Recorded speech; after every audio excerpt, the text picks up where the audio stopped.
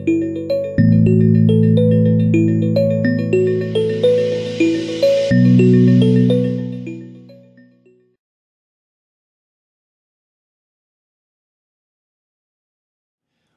everyone to the MVA on Git with Visual Studio. My name's Stephen Borg. And I'm James Tupper. And we're going to spend about a day with you on Git, both in Visual Studio and outside of Visual Studio. So let's jump right to the slides. Are you ready, James? Yeah. All right. Using Git with Visual Studio 2013. James? So I'm James Tupper. I'm an ALM consultant at Northwest Cadence. A couple things about me. I coach Bellevue lacrosse. 7th and 8th graders at Bellevue lacrosse. Absolutely love it. I also play, but I really enjoy coaching. I built the courseware here for this Git presentation, as well as we do training from Northwest Cadence. I kind of grew up loving electronics, and I actually did most of my undergraduates in electronics, microelectronics, circuit design, that sort of stuff. And I like to focus my job on finding the right solution for every scenario, because one size does not fit all. And what about your Twitter address thingy up there? Yeah, so you can find me on Twitter, or Tweeter as Steve says, at James Tupper, just my name, yeah. Perfect. My name's Stephen Borg. My Twitter address is also right up here, at Stephen Borg. Please feel free to tweet to either of us if you have questions, comments, etc. Also, and probably more important, is to focus your questions inside the Q&A panel. And we'll get to that in just a moment. But those Twitter addresses are available for you. I'm the co-founder and strategist at Northwest Cadence, and been an ALM MVP for since 2005. So that's showing my age there. Really enjoy Git. Absolutely fell in love with Git as a version control system. Was overjoyed when Microsoft brought it into the fold and made it a first-class citizen of Team Foundation Server and Visual Studio Online. So I'm very excited to come in and talk to you about Git. James is most definitely the expert on Git here today, but I love it. I don't know about that. I enjoy focusing on teamwork, the delivery of value.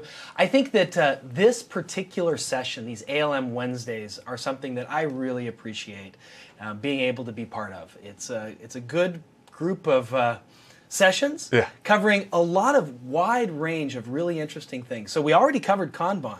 I've got great feedback on that one. I'm looking forward to this Git one. And a couple more that are coming. There's a Lean session and an Enterprise Agility session. And then right after that, there's a release management one. So they just keep coming. Yeah. Looking forward to that. I'm excited for him. And lastly, I really enjoy presenting with James. He's a great guy to present with, and I'm looking forward to it. I'm excited as well. So here's our outline. If we go back to the screens, using Kanban, this with Visual Studio, first we're going to talk about you choosing the right version control system for you. Git may not be the right system.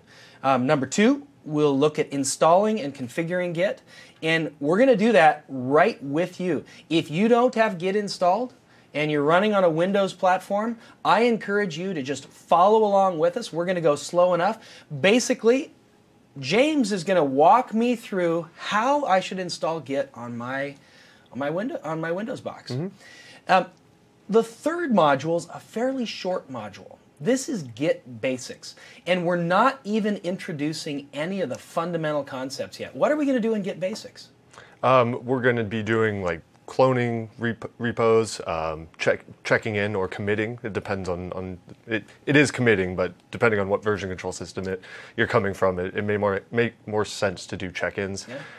Pushing out to a public repository, sharing code with one another, just basically how to use Git in a basic format so that you can actually contribute code. Absolutely. So by the end of session 3, you should be able to fire up either a command line or Visual Studio and simply work with a Git project without understanding any of the deeper fundamentals of what's happening.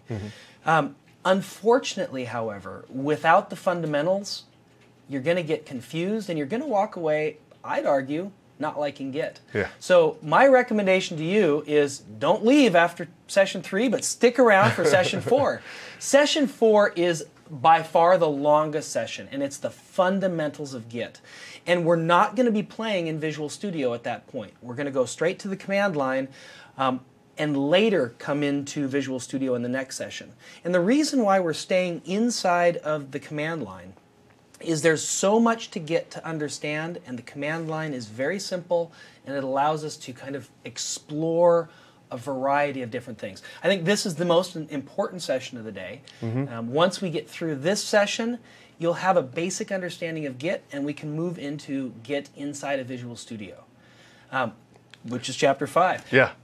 And I personally like to say, learn how to use Git before you go into Visual Studio. I've had a couple of coworkers and friends try to use the Git plugin, and once they understand Git, it makes a lot more sense to use the Git plugin within Visual Studio. I 100% agree. I watch people try to learn Git from Visual Studio, and they've ended up coming away saying, Git just stinks. It just doesn't make any sense. It's a horrible version control system.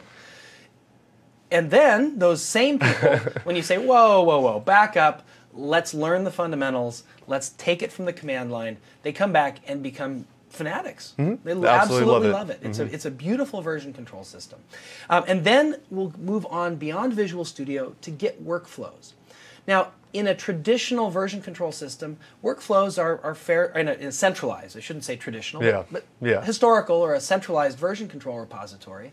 You're going to be just kind of checking up into that repository. And there's a very simple workflow there. You're going to go to a branch and then promote through the branches.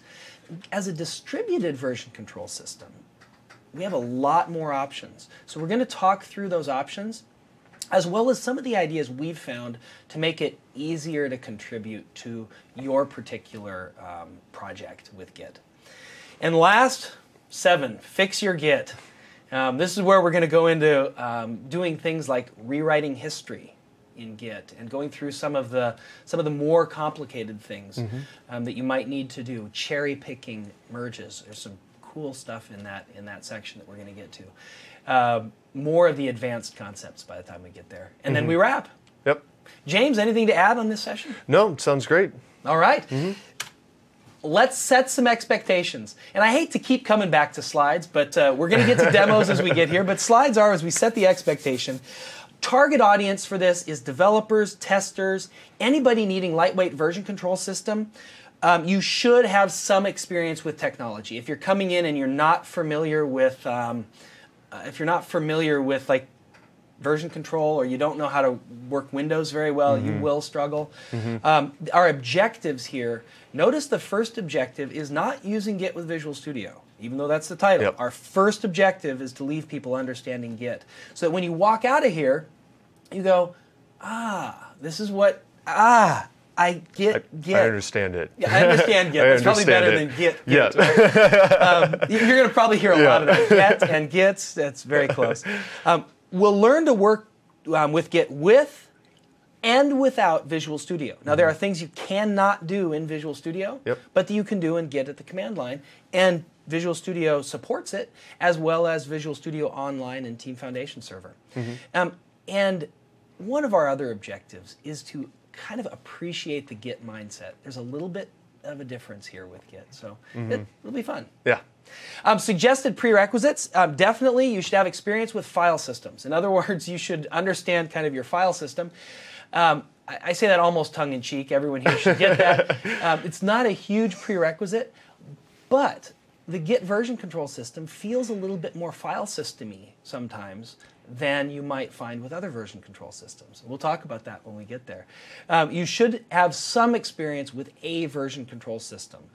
Although we're not going to start at an advanced level, you need to know why version control systems exist. We're not going to be diving into kind of the reasons why you have a version control system at all. We're just going to jump into assuming that you understand why you need version control, and then talking about how Git satisfies that. And lastly, you should have some experience with directed acyclic graph theory. I'm totally kidding.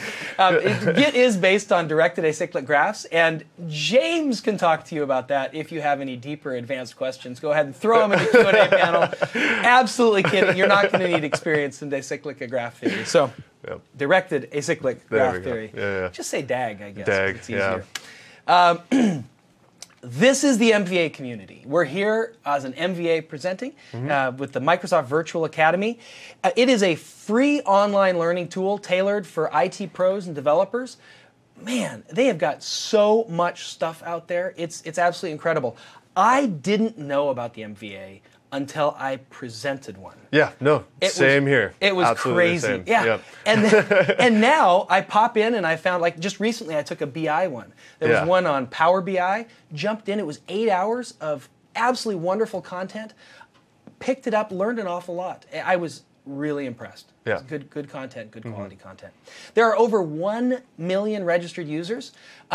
Actually, I don't think that's right anymore. That's not right anymore. Yeah, it's we saw 1.7 million registered users and heard people mumbles that it might hit 1.8. Yeah. I think that's because of the lean Kanban MVA start that happened last week. That probably brought it up from that 1 to 1.7. I don't know.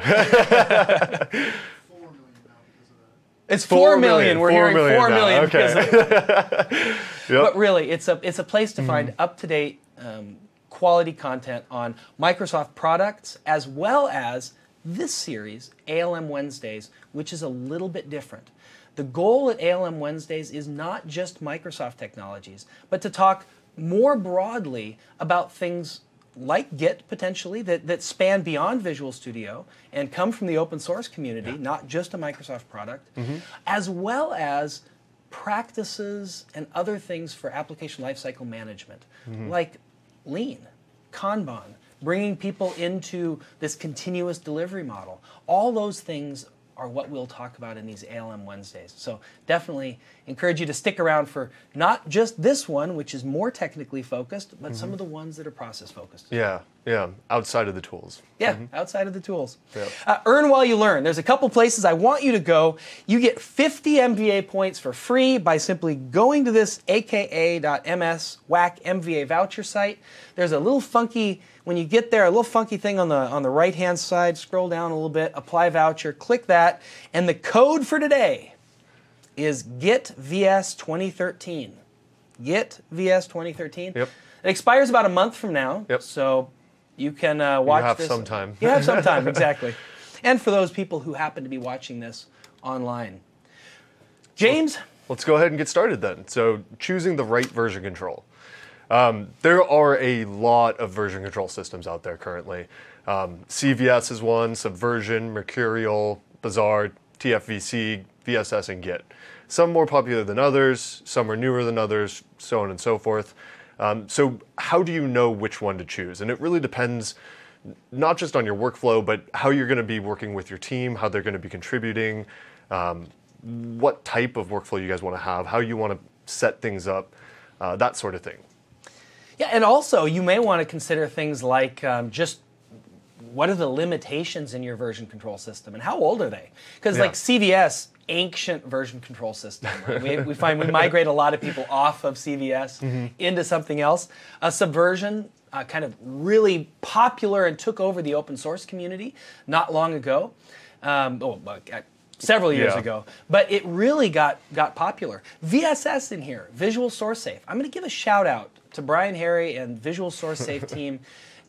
In its day, it was pretty advanced version control. It was one of the first visual version control systems, thus Visual Source Safe, and actually took over the largest part of the market for quite a while. Today, we look at Visual Source Safe and would certainly not recommend it for any production environment. It's going long in the tooth. It's shown its age, but it had a good long run. Team Foundation version control, extraordinarily powerful, a very good version control system. Git as well. Yeah. Totally agree. Yep. And while we're talking Git and Mercurial, we ought to talk that they've fought a little bit. A couple of years ago. They came about around the same time as well. They did. And they really fought it out for a while in the Windows community as which was going to take over. Mercurial felt a little bit easier to use in Windows. Yeah. Git used to be pretty hard to install on Windows. Yeah. And based on that, there was some struggle between those two. And eventually, however, sorry to say, Mercurial fans, I think Git has become much more of the de facto standard in both the open source community and now even in the Microsoft community as a version control system. So that's why we're here talking about Git today and not Mercurial. Centralized version control systems. I'm older than you. Let me talk this one, James, because this is something that it's been around for ages. Were you around before they had these? I was around before they had these. But basically, in a centralized version control system where you have locking, if you take a look here, the history is stored at a central server, and it's designated here in purple. And then when somebody wants to check out a file, they go and they get the file, and they send a signal to the server and say, I'm working on this file. Quit it. Don't let anybody else work on it. Nobody else is able to participate in that file. This is Visual Source Safe in its earliest incarnations. It's a lot of popular systems at that point. Very, very commonly used like that. We've moved well beyond that. Most version control systems are no longer locking, but instead are merging. So this is a centralized version control system based on merge. The history is kept in the same place as a central repository, but now we can merge. Multiple people can check it out, and you don't have to lock the file anymore. Yes. Which is a big issue if you guys want to. If two people want to contribute to the same file, just in different locations. Exactly. It's a wonderful way to do it. Now, the interesting thing about centralized version control systems with the ability to not lock is that now two people work on the same thing. We have to now merge. We have to have good merge tools in order to get in and use these. So now we're talking needing to merge where before we didn't. So there's a power of centralized version control systems that you may not find in distributed ones, or that you don't. And you don't find in some centralized ones as well, which is the ability to lock files if you need to. Sometimes it's common courtesy. Right? If I'm working in some XML configuration file that's behind the scenes and I'm dragging and dropping a UI around, like in WPF, I don't want to have to make all those changes and have James making changes at the same time and then him having to merge those. It's almost impossible to do those merges. So some tools, like Team Foundation Version Control, if you're using server workspaces, not local workspaces, they allow me to lock those files so that James cannot edit those. So it can be done as a courtesy for James. You'll find in tools like Git, that type of locking is not even possible. And in fact, a lot of centralized version control systems like Subversion also don't allow that form of locking. So only a few do. I think it's a powerful tool when you need it, but not used enough to really justify sticking with that not version absolutely necessary. Exactly. Now let's take a look at distributed version control. And James, your youth and experience, I'll pass it your direction.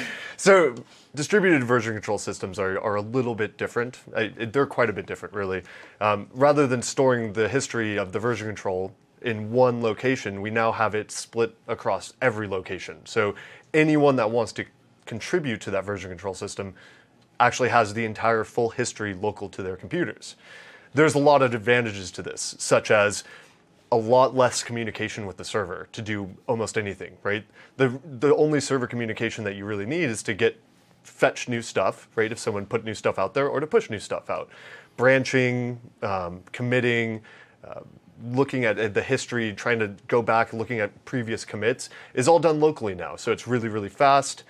We don't have to worry about connecting to the server. We can completely do versioning without a server connection and locally to our computer.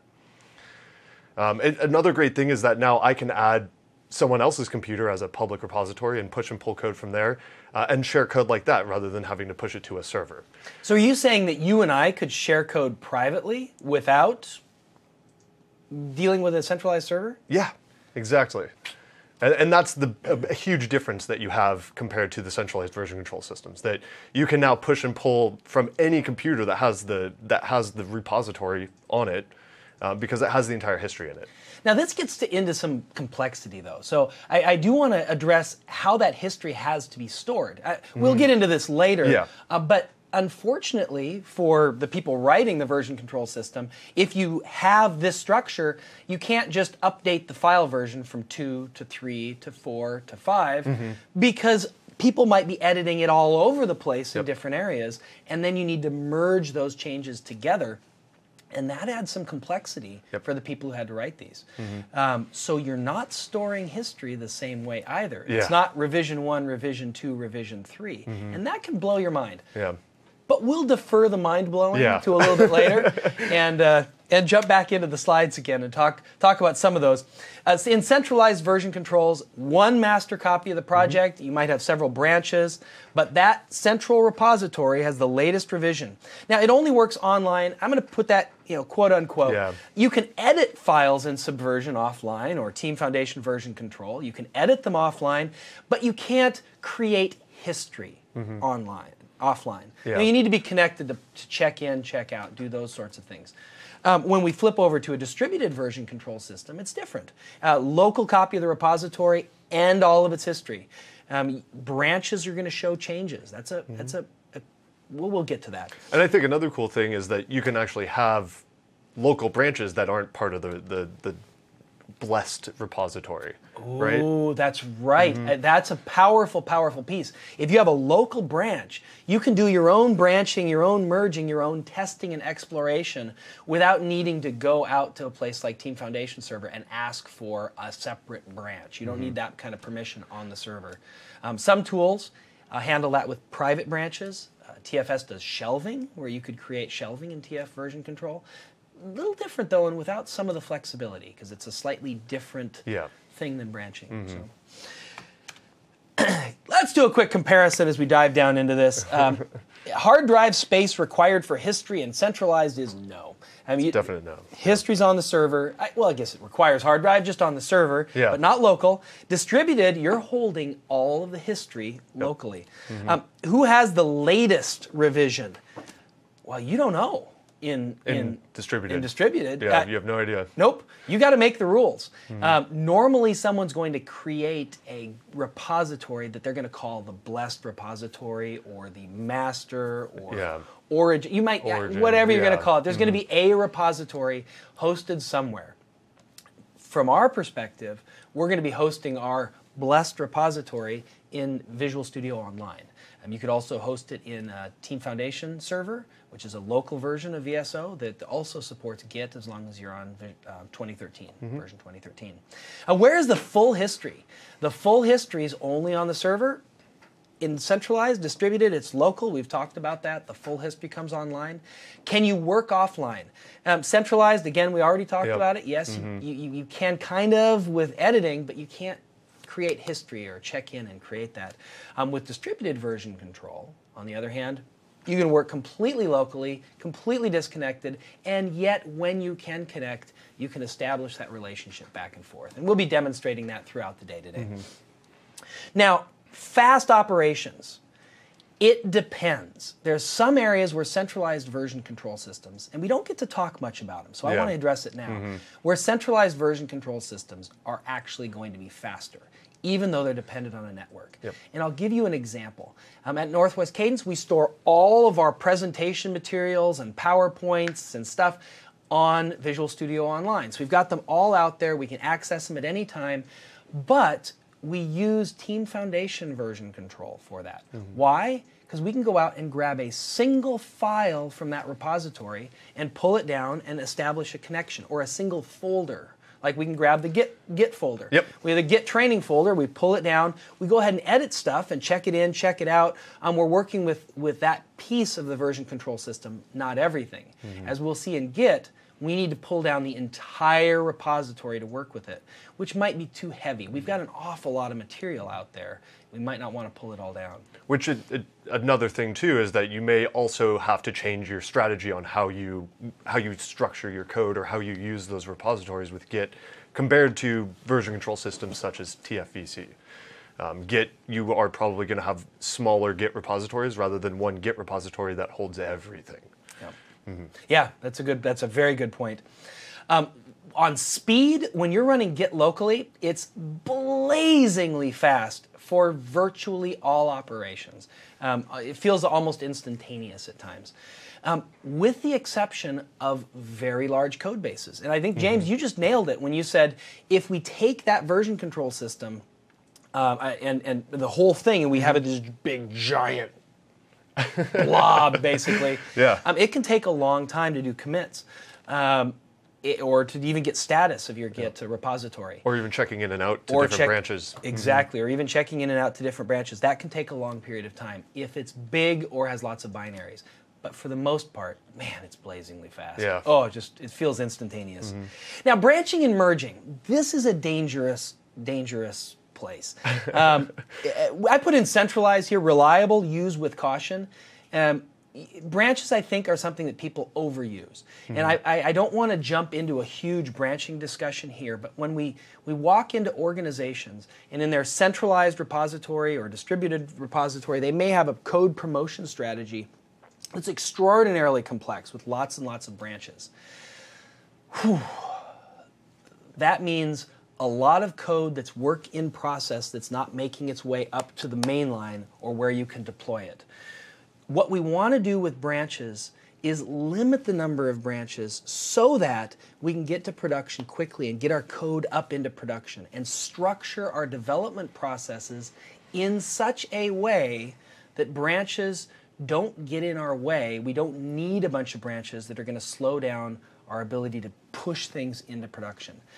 A little bit of a rant there, a little bit of a soapbox, but I strongly encourage you to look at using the world's most advanced version control branching structure if you're in a centralized repository, and that is one code line, main.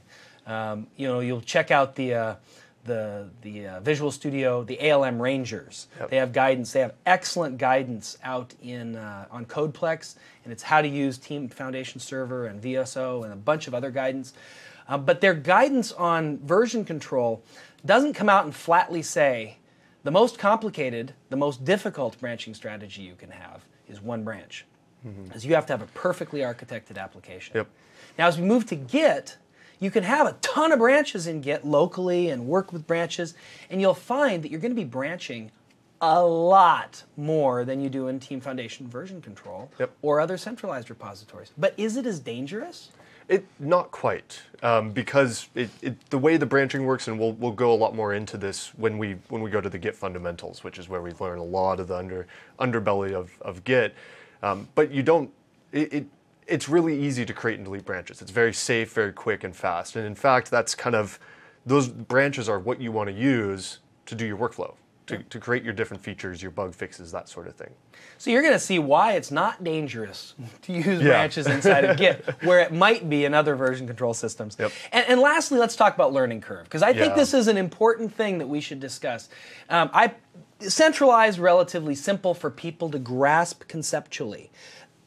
Both decentralized and centralized are very easy to use if what you're doing is finding a repository, pulling in changes, pushing up your changes, just kind of that interaction.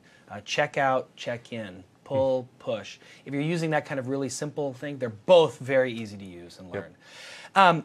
When you want to understand the fundamentals and how it works, the theory behind centralized version control systems is a little bit easier to grasp than distributed. Yeah, and not only that, but I think that taking the lens of looking at a centralized version control system and using that lens on a distributed version control system can kind of get you in trouble and confused as well. Yep. Well, we've gone quite a ways. Let's just take a look at which are centralized, which are distributed. These are just some examples. I think it's going to be important we jump into some of the getting started with functions. Yeah. Just as a quick way to take a look at these, the centralized ones, Subversion, CVS, TFS, Git, Mercurial, Bazaar. There's a whole bunch of them on both sides that we haven't listed, but really want to just kind of call out the big ones. And rather than a demo on this one, I want to slip right into a break so we can come back in and show installing and configuring Git. I'd Yep. like it if you'd walk me through that process, James. Yeah, that sounds great. Excellent. So for all those out there, we're going to take a short 10-minute break. We're going to come back, and on this one, we're going to install and configure Git on a Windows box. So if you have your box, get ready, get your fingers ready to start typing, and we'll be in motion. Yep.